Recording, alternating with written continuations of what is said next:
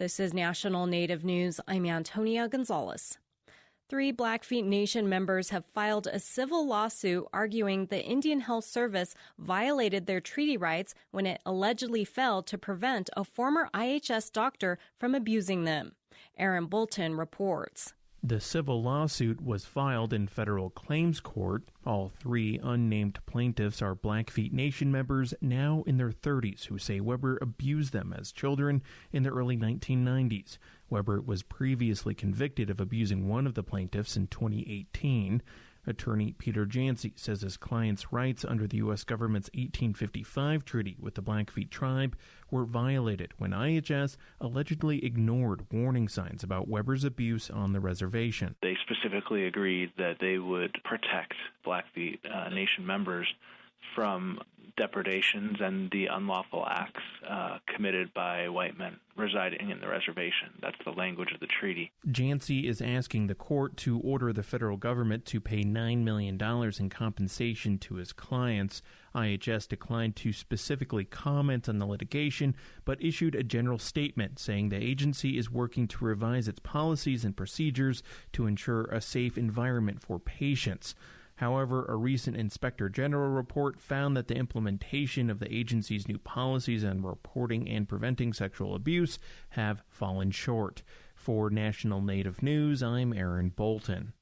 A water rights settlement bill for the Fort Belknap tribes has been introduced in the U.S. House by Congressman Ruben Gallego. Tribes of the Fort Belknap Indian Community in Montana say their claims have been outstanding for more than 100 years and have been waiting on congressional approval of their settlement for nearly 20 years. In December, Senator John Tester introduced legislation in the Senate, which includes funding for water infrastructure projects and recognizes their water rights. Developing culturally appropriate care programs for Native Americans facing a life-threatening illness is the focus of a national research effort in South Dakota.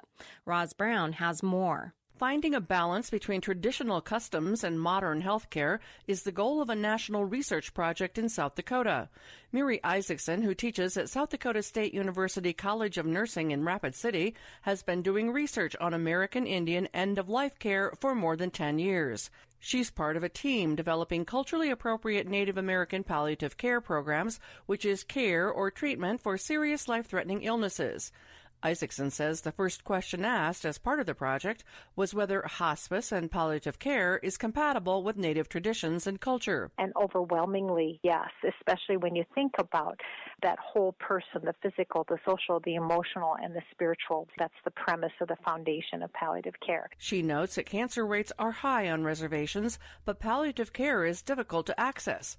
The closest care program is an hour from Pine Ridge. Once it's developed, the program will be rolled out starting on the Rosebud Indian Reservation before it's introduced at Pine Ridge and on the Cheyenne River Reservation.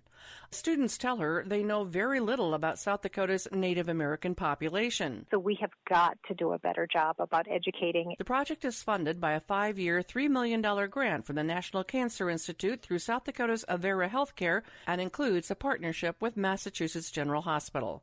I'm Roz Brown.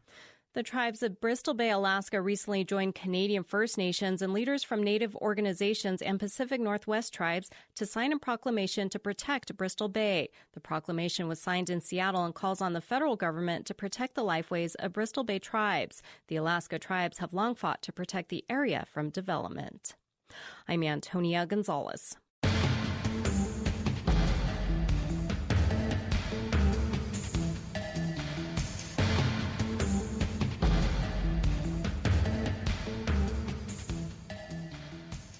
National Native News is produced by Koahnic Broadcast Corporation with funding by the Corporation for Public Broadcasting.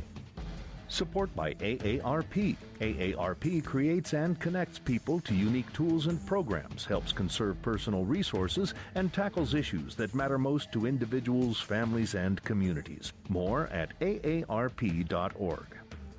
Support by BNSF Railway, moving our economy for over 165 years. Our vision is to operate injury and accident-free with safety programs, training, and technology. More at bnsf.com/tribal relations.